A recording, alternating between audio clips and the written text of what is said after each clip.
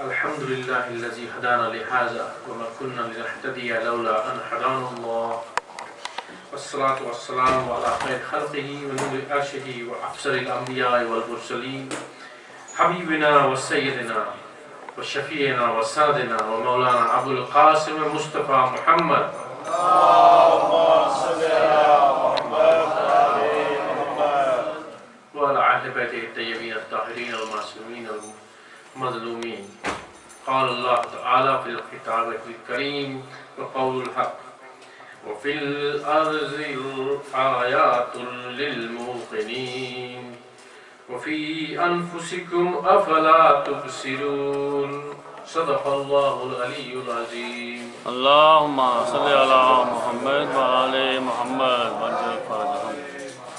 Allah Ta'ala says in these two ayat of Surah Dariyat that, and in the earth there are signs for those who are sure, and in your souls too. Will you not then see? I've been repeating these two ayat the last few nights, MashaAllah. so that we make a note of what Allah wants from us. And the topic of my discussion these nights have been to discover the treasures within ourselves, right? And I've talked about the nafs, I've talked about the truth, how important it is to side with the truth. I talked about the trials and tests that we will undergo inshallah in this life and how to prepare for them, and also the importance of justice yesterday.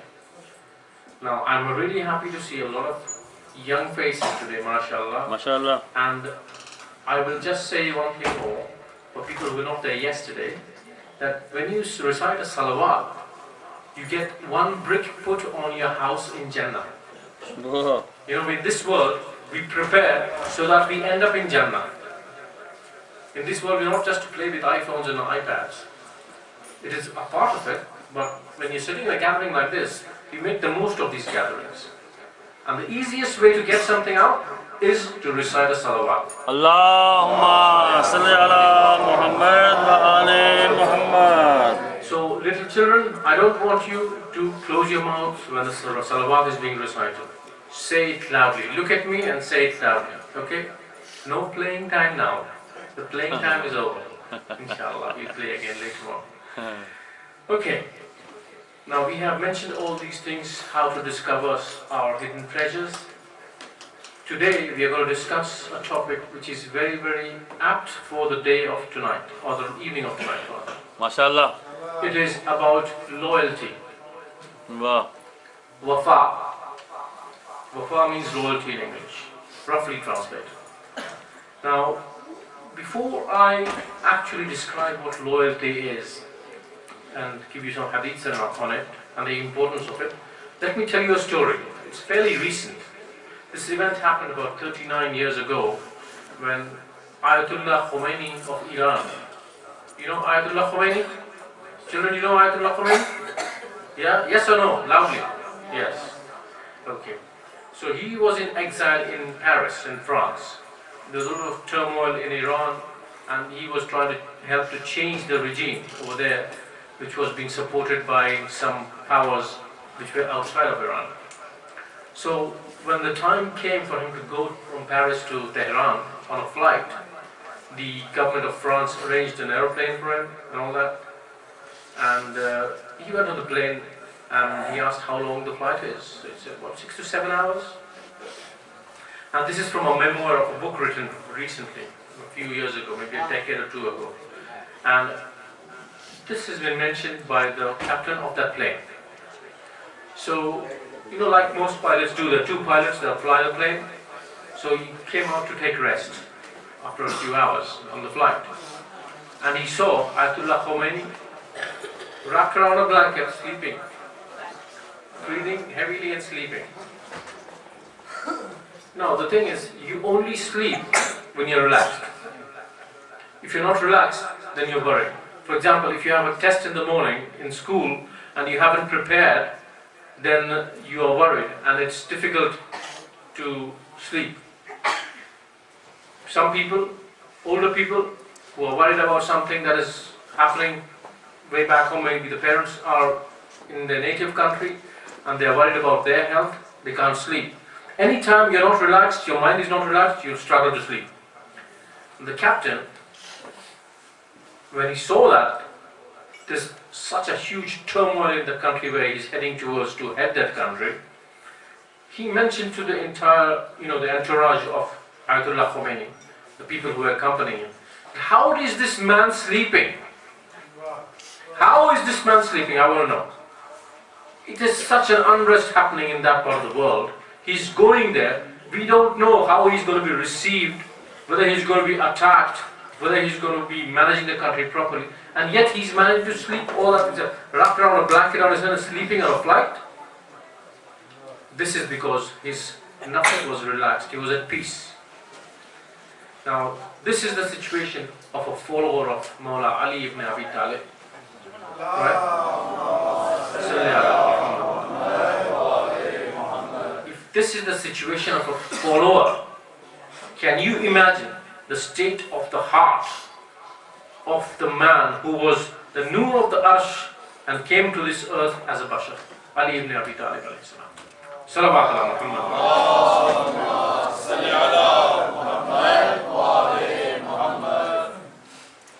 What I'm trying to give you, reach to the point that when Hazrat Ali ibn Abi Talib slept in the bed of Rasulullah, it is very famous. It is said that I slept that night the way I slept. I've never slept before. It was soundest sleep I slept. So he must be at total peace, even though he knew there were people out to attack him, or not him, Rasulullah, but they were thinking that it's Rasulullah sleeping and he could have been attacked. And most people would be very worried about the situation, that I have to keep awake and I have to be very cautious of any attack happening so that I can defend myself. But Imam Ali ibn Abi Talib slept like never before. And that is why Allah said there are those people who sell their souls for their brothers. They sell their souls to Allah for their brothers. Salawat ala Muhammad wa ali Muhammad.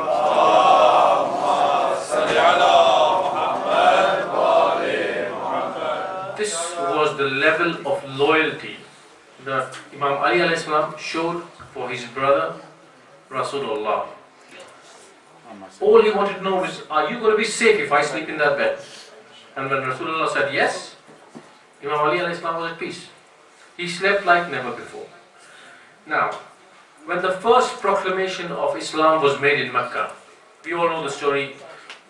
There was an invitation at the house of Abu Talib alayhi salam, where he invited all the clan to come for food, so that Rasulullah could make his proclamation or whatever he wanted to say. And for 2 days, they ate and they went. On the third day, Abu Talib made an announcement, as soon as the food was finishing, nobody is going to get up. Sit there and listen to what my nephew has to say. And Rasulullah made the proclamation that there is no God but one, and I am the messenger of Allah. So I want, all the statements he made, he gave the khutbah, short khutbah. And then he asked for somebody to stand up who will be his helper in this mission, so that that person will become the wasi and the wali and the khalifa. Nobody stood up, nobody said anything. Young boy, aged between 10 and 12, different hadiths have different age between 10 and 12, said, I will, Ya Rasulullah. Ana, Ya Rasulullah, in Arabic. Rasulullah made him sit down. He did that twice.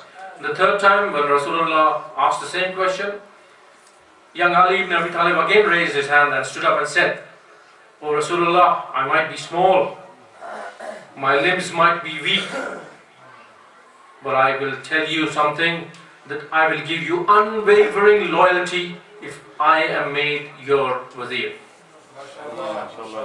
And Rasulullah said, okay, you will be my wali, my wasi and my khalifa. Salawat ala Muhammad wa ali Muhammad.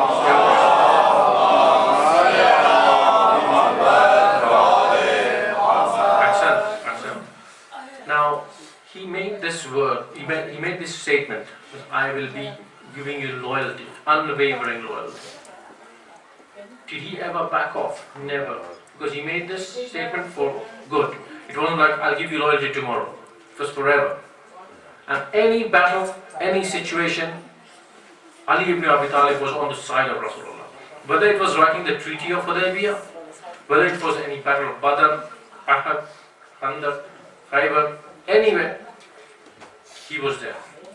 And when Rasulullah was leaving town, he would appoint Ali ibn Abi Talib as his deputy in the town. So this was the level of loyalty that was shown by Imam Ali ibn Abi Talib to Rasulullah. Now, what is loyalty? What is it? There are a few dimensions to loyalty, and I'll tell you the basic ones, not go into detail. One is being truthful or loyal to your covenant. You know what is a covenant? If I say I will do something for you, I have to do it without fail. Unless something goes externally wrong, some external aspect happens which stops you from doing it, you have to complete that covenant. Ahad, which is called ahad. You know, you make a statement that, okay, I'll give you this book at 4 o'clock tomorrow evening. At 4 o'clock tomorrow, I have to. Before is no problem, but you have to complete your word. That is keeping a covenant. That's one aspect of loyalty. And there's a Rasulullah's hadith. Listen to this very, very careful. What I'm giving is not to forget. It is to keep in your head. Very, very easy. So that's why I'm saying keep it in your head. Rasulullah said, a promise is like a debt. You know what a debt is? Shake your hand. No. A debt is something when you take a loan from a bank. Let's say I took £100. Then I am now in debt because I have to pay it back. I have to pay it back. Otherwise, what will happen? The bank is going to come. If I don't pay, it will take me to court and I might get arrested. £100 is not a big amount, it's a small amount. But a lot of us here who are elders, they take loans to buy houses sometimes. And that is a debt we are in. So a promise is like a debt. If I promise you, I'm going to drive you tomorrow from here to your college. If I promise you, I give you my word, then I have to do it. So before I promise, I have to be very sure what I'm saying will be done. And that is why our Imam have said in the hadith that when you are happy, do not make promises. You know, when you're happy, young people fall in love sometimes, I'll do this for you, if you're my wife, I'll do this for you, this, that and the other. And then you don't realize what you've done. Oh my God, I can't even do this. That is a problem. So don't make promises when you're very happy, when you're not thinking right. You have to be thinking right to make promises. And once you make a promise, you are in debt to a person. It is spelled as D-E-B-T, debt. So you are in debt to that person. You have to complete your word that you have given. That is the hadith from Rasulullah sallallahu alaihi wasallam.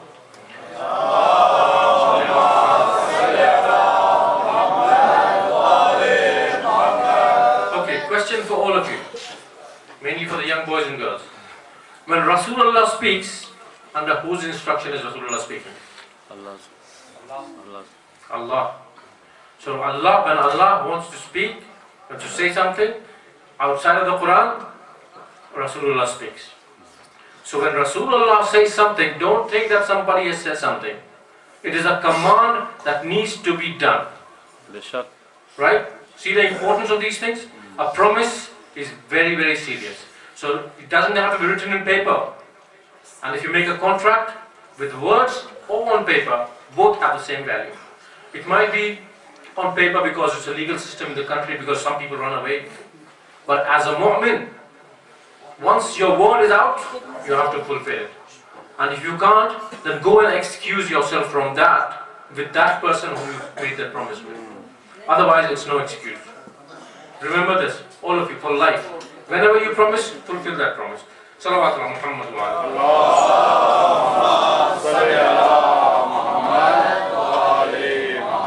But the other aspect of wafa or loyalty is keeping trust.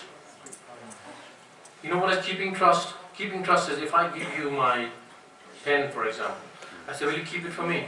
When I come back next to school, I'll take it from you. And you say, yes, I will keep it for you. Then you have to keep it the way I gave it to you and give it back in the same situation the way I gave it to you. It's not that I've used half the ink in the pen and then I give it back. If you have used it without permission, that is the first wrong you committed. And secondly, if you give it after using it, So he has got half of it left. It's only a small thing, a pen. Your friend might not even mind. But remember, everything we do in this world, we are accountable for it in the afterlife. Everything we do in the world, we are accountable for it in the afterlife. Which is why not using the pen without permission becomes important. We don't want these little things to mess us up there, you know what I mean? These things are simple. I don't want to use your pen. Okay, you give it to me, I'll give it back to you. Whether I take it from you on the day I come to school next or not, you still have to keep it. It might be 4 years, 5 years, doesn't matter. And you have to ask me, why don't you take your pen? And the other person might say, okay, you keep it, use it. That's fine. That's no problem. But if you're not taking it, then you have to keep it as he gave it to you. That is keeping a trust. You know, when Rasulullah asked Imam Ali alayhi salam to sleep in his bed that night of Hijrah, he also asked him to make sure that all the trust that Rasulullah had from the pagans of Mecca were returned by Imam Ali to the rightful owners. You remember that? Yes.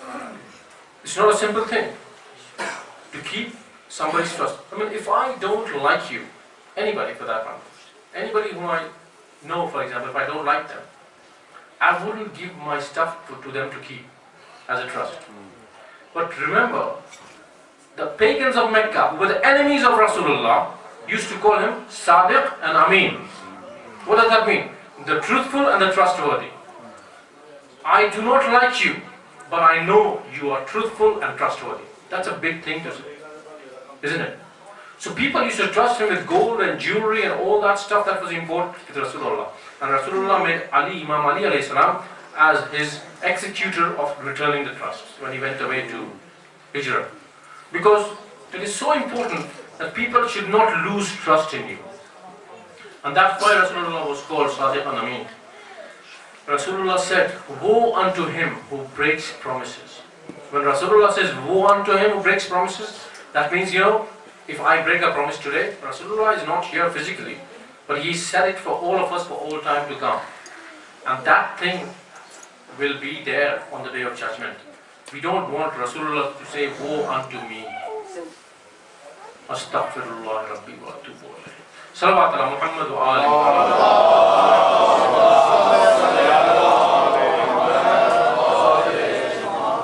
Can I please request the brothers to move a bit forward because it's getting congested at the back, please? Thank you very much.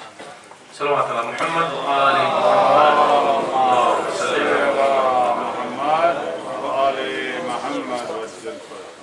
Another dimension of loyalty or wafa is doing good for somebody who has done good to you, ever, even once. Surah Rahman says, what is the reply to somebody who does good except goodness? In the Quran it is said. So if somebody has done you good once, make sure you remember that, you have loyalty to that. Whether it's your parent, your teachers, your friends, your wife, anybody. If you have done good to somebody, remember the only return is goodness back. You know, sometimes when I've known people like this, so I'm not making it up.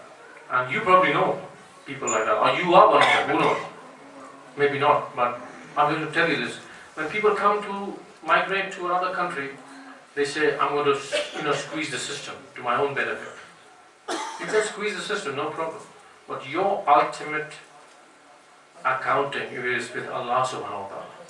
Oh, you justify it. Oh, they went to our country and they did this, that and the other. Please, don't give me those excuses. You are doing what you are doing for yourself. What he did to me, he's accountable for that. I'm not accountable for him, but what am I doing? Am I trying to be as bad as he was, or am I trying to be better than him? These things are forgotten in our communities, honestly. When they come to another country, they say, okay, these guys did bad to me over there, I'm going to come here and I'm going to get the best out of the system. Whether I deserve it or not, I do that. And that is a sign of a community or a person who is going downhill in character. He'll probably be making money, but that is short-lived. How long? 40, 50, 60, 70 years? What about the thousands of years later on? So remember, you remain upright in our own character because for ourselves. We are accountable for ourselves. Nobody else is accountable for me. So that is one thing I noticed, and I thought I'd bring it out to everybody, because whoever does this knows it. No need to point fingers, no need to make sarcastic smiles. Whoever does it knows it. There's no point in me trying to pinpoint anybody. You know, one of the signs of Allah subhanahu wa ta'ala is He wraps our sins in this world. He doesn't expose my sins to you. If you know me really, then you'll say, no, he's not a good guy, I don't want to be associated with him. He wraps our sins in covers.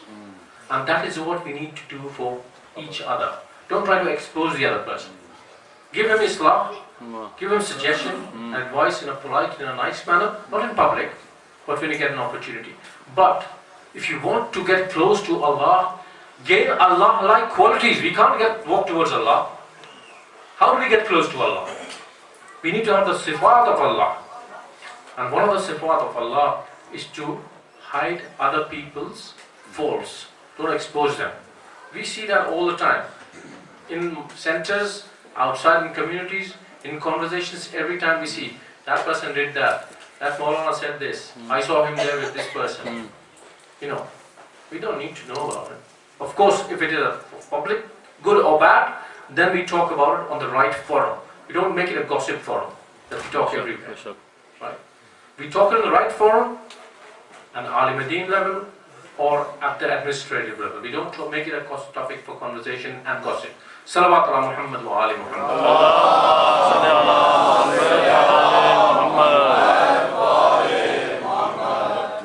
That dimension of wafa is so important about doing good to somebody who's even done you good once. I want to give another example. People who get divorced. A lot of people get divorced. Unfortunately, it is a reality of life. If a person has been divorced, even if it's a bad divorce, but if the other spouse or the ex-spouse has come into difficulty, don't say, good, deserves it. Don't say that. Because you don't know what's going to come to you. Whenever. We don't know. Allah's justice works in mysterious ways. But you offer your help however you can. Just because remembering the goodness you shared, some kind moments you shared. Maybe you shared some children.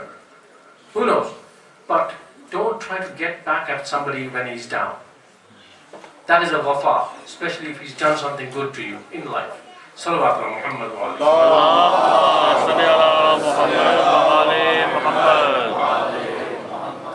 final dimension that I want to mention now, because time is really short, this is a topic that I can go on, it's very, very close to my heart, is about being loyal to our Imam of the time. Wow. This is what we are living for, under the guidance of Imam al-Zaman alayhi salam. We have to be loyal to that Imam. But who will be loyal to that Imam who doesn't even be loyal to his own family or friends, not on his word, nothing? How can that person be loyal to Imam? I sometimes think in my mind, and I get scared, that, you know, I always say, oh, Imam Hussain alayhi salam, if I was there, I would have given my life for him. You know, there were like thousands and thousands like me over there who said that, but couldn't do it. 72 did. 72 of thousands. Wow. I'm not talking about a few hundred here and there. The whole Arab land was Muslim. They knew the Imam, they saw the Imam, they heard the stories of the Imam. They couldn't turn up because they didn't have the tawfiq, no guts, no loyalty. Here we haven't even seen the Imam and we have to show loyalty. You know, it's a challenge. And if you're not loyal now, I guarantee you will not be loyal then. If it's not in your malaka, malaka means your habit, your second nature in Arabic. If it's not in your malaka to be loyal to people, to be loyal to your words, you will not be loyal to anyone, anytime. Whether it's the Imam or anyone. Astaghfirullah, may Allah protect us from that situation. And finally, I want to give a very nice quotation about a person who asked Imam Ali ibn Hussain Zainul Abidin. Allahumma salli ala Muhammad wa ali Muhammad. He asked a very serious question to the Imam. He said, Imam, tell me, what are the requirements of religion? If I ask one of you here, you would explain to me in great detail how it works. Or maybe you wouldn't know what are the requirements of religion. Somebody say, Salat, Saum, you know, be nice to parents, all that stuff. Which is good. But Imams, okay, one saying comes to mind.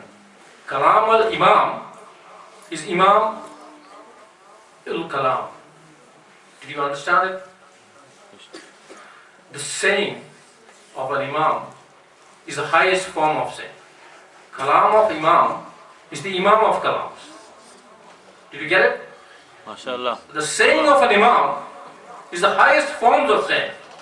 What did Imam Sajjad al-Islam say? 3 sentences. End of story. Everything is included in this religion. What is it? Let me read this out. It says, Qawlul Haq. Hukmu Adl and Wafa bil Ahad. Qawlul Haq means say the truth. Right? Hukm bil Adl means rule with justice. And Wafa bil Ahad means be loyal to your covenant. Wow. 3 things are the requirements of religion. If you do these things, everything you will do will be correct. Inshallah ta'ala. Salawat ala Muhammad wa ala. Allahumma salli ala Muhammad wa ali Muhammad. And another hadith, I might take an extra time please. Imam Sadiq alayhi salam said 3 things. 3 things are those. For not doing those, there is no excuse for. There are 3 things that if you don't do those, there is no excuse to you. What are they? One is returning the trust, like I mentioned. You know, if you have something you have kept for somebody, you have to return it in that state when the person asks for. Whatever amount of money it is, however needy you might be, you have to return it when he asks for it. And it doesn't matter, this is Imam Sadiq, I'm not saying it, this is Imam Sadiq alayhi salam, the hadith is translated, and it says, whether the person is good or bad, believer or unbeliever, doesn't matter. It is very common amongst Muslims, all kinds of Muslims, doesn't matter which school of thought you belong to. Say, oh, he's an unbeliever, do whatever you want to do. Is it not? Have you heard it or not? He's an unbeliever. You can take his stuff, no problem. That is wrong, according to Imam Sadiq alayhi salam. You have to return the trust of the person, whether he's good or bad, believer or unbeliever. Secondly, fulfilling your covenant. If you've made a promise, you have to fulfill it, whether that person is good or bad, believer or unbeliever. And finally, being good to your parents, whether they are good people or bad people, believers or unbelievers. Imam Sadiq alayhi salam says, there is no excuse for fulfilling these 3. So don't come to me saying, you know, I want to get back at my mom and dad. They're not giving me the share of the wealth. That is for them to decide. That is their accounting with Allah. What is your duty to your parents? A lot of people, I deal with a lot of new Muslims who come in, and they get a tough time from their parents. You know, they're leaving a religion and going into something else. And all they hear about that new religion is bad. Let's be fair. Islam has got a bad name through the media. True or untrue. And our people are not doing enough to bring the good out. We need to do more. So Islam has got a bad name. Anybody who converts to or reverts back to Islam, their parents are going to ask, aren't they? What are you going into? Why are you doing this? What about, have I not given you enough? All those questions, normal questions. So those people always ask me, my parents have been very nasty with me, what am I supposed to do? I said, be nice to them. It doesn't matter whether they're believers or unbelievers, good or bad. Our duty is to be nice as far as possible and not antagonize them. The only reason and only time you can go against your parents is when they ask you to go against Allah's rules. That's the only time. For example, a lot of non-believing parents offer kind of food which is not meant for Muslims. And that is when you say no, I won't do it. But if they are in ill health, if they need to be driven somewhere, if they need your help to sort out something in the house, you have to do it. And we, in our families, have no excuse. You have to go beyond the call of duty, go an extra mile to make our parents happy. Because if our parents are happy, they are signs of Allah. Remember, parents are signs of Allah for children. If our parents are happy, we have crossed a lot of bridges for our afterlife, inshallah ta'ala. Salawat ala Muhammad wa Muhammad. Now, there were 72 people who were very loyal to Imam Hussaini alayhi salam in Karbala. There were many more who came with him, but they left because they knew it's going to be leading to finish. It will be death. But 72 stayed with him. on the 9th of Muharram. However, the most loyal of all was none other than Ghazi Abbas ibn Ali alayhi salam. What loyalty he showed. When I think of him, when I narrate stories about Abbas to anybody, not to moments, you are the converted. I don't need to speak to you, I don't need to preach to you. But I'm talking about people who do not know Abbas.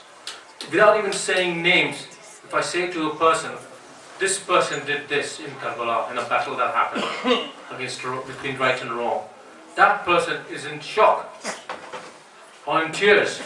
What kind of a person he was? You know, like Imam Ali alayhi salam, Abbas was like his father, was brave and strong, he was good in fighting battles, and he was very good with swordsmanship. And Imam Hussain trusted Abbas totally. Abbas followed Imam Hussain all the time, wanted to learn from him. You know, Imam would not allow Abbas to go into battle in Karbala. That was the situation, right? Ghazi Abbas was a warrior. It was easy for him to go and fight, but it was hard for him not to go and fight. He had to show a lot of restraint. You know, we have to learn to be followers. We have to learn to be followers. Abbas's sacrifices are not meant to tell stories from the pulpit on. Abbas's sacrifices for us to imbibe them into our lives and practice it and learn from it. So that when the time comes for us to give sacrifices, we need to be loyal to our Imam, inshallah. Abbas was tested severely. You know, following is not easy. Sometimes you don't agree with the leader. Following is not easy.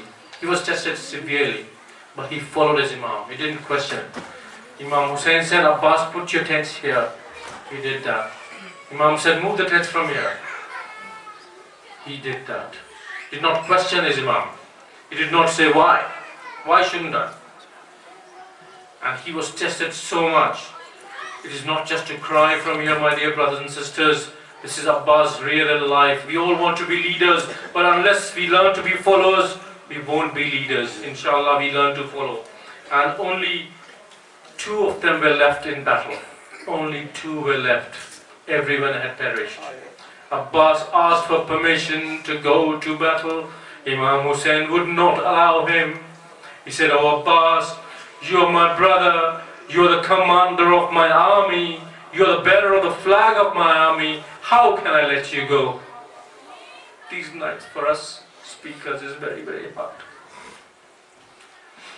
It's not easy to speak about the situation that happened with Imam Hussain alayhi salam. Abbas said to Imam in reply, oh Imam, the army that you're talking about, that I was a commander of, does not exist anymore. It's only me and you. There's nobody left. And at that time, he heard a cry of Al-Atash from a little girl who came out of the tent with her water bag. She came to her uncle and said, I'm thirsty. Abbas looked at Imam Hussain alayhi salam. He said, if you're not going to let me go to battle, at least let me go and get some water for the little kid. For my little niece, she's thirsty for so many days. Please give me permission to get some water. Imam Hussain said, okay, I give you permission to get water only, but do not fight. Abbas said, yes, he will go and get the water only. He ran through the guards that were there around the river Farad. He dispersed them because he had a bit of a reputation of being powerful. Nobody tried to encounter him in front. And Abbas reached the waters. He stood in the water. The water of the river lapped his feet, but he did not drink. He filled the water bag. He made the horse to drink it, but the horse was so loyal. He said, I will not drink if my master is not drinking. Abbas could not drink because he could not be disloyal to his master who was thirsty, whose children were thirsty as well. He filled up the water bag, got onto his horse and tried to come back. And as soon as he came, tried to return, the army had gathered together and they were, targeting him. They tried to attack him from behind. Abbas tried to defend himself, but somebody attacked him from the right side and cut off his arm. He moved the water skin to his left arm, and somebody attacked him from the left, from behind, and they cut off his left hand. Abbas had no choice but to hold the water skin with his mouth and teeth, and there was a cry raised, "It is the water skin! The life depends on the water skin!" He shoots the arrow into the water skin and goes into the eye of Abbas, and there's no water left in the water skin. There's a hole in it. The water is all dropped out. Abbas tries to turn the horse towards the river again to fill up the water skin, but the water skin had been pierced. It had a hole. It would not hold water anymore. Somebody smashed a rock on behind his head, and Abbas fell from his horse. He had no hands. Remember, people, whenever we fall, we try to take support of our hands when we fall down on the ground. Abbas had no hands to break the fall. He fell on the ground and raised a salam to Imam Hussain alayhi salam. Imam Hussain said his back is broken now. Abbas is not there anymore. He ran, he fell here and there before he reached Abbas. And he saw Abbas was bleeding with no hands. And he took his head in his lap and said to Abbas, "Oh Abbas, my back is broken now." Abbas said to his brother, "Oh Imam, I was told that you were the first person I saw when I was born. The time has come for me to depart, but my eyes are full of blood. Can you please wipe the blood so that I can see you as the last person I see on this earth before I depart?" Imam Hussain wiped the blood from his eyes. Abbas saw Imam Hussain and he said, "I have a last wish. Please fulfill my wish." Imam said, "Of course, tell me what it is." And Abbas said, "Don't take me back to the tent. I had a mission to get the water to my little niece. I am ashamed to go in front of her. Please don't take me back to the tent." Imam Hussain left Abbas there and he went back with a flag back to his tent. And the ladies thought and Sakina thought that water was coming for them. But when they saw Imam Hussain alone, they lost all hope. Sakina was in tears, saying, "I will not ask for water, please come back." Lady Zainab said to Imam Hussain, "When our father said to me that ropes will be tied to your hands once, I used to think, how can ropes be tied on my arms when I have a brother like Abbas? Now I know what my father meant when there is no Abbas for us anymore to protect us." Allah lanatullah ala qawm az-zalimin.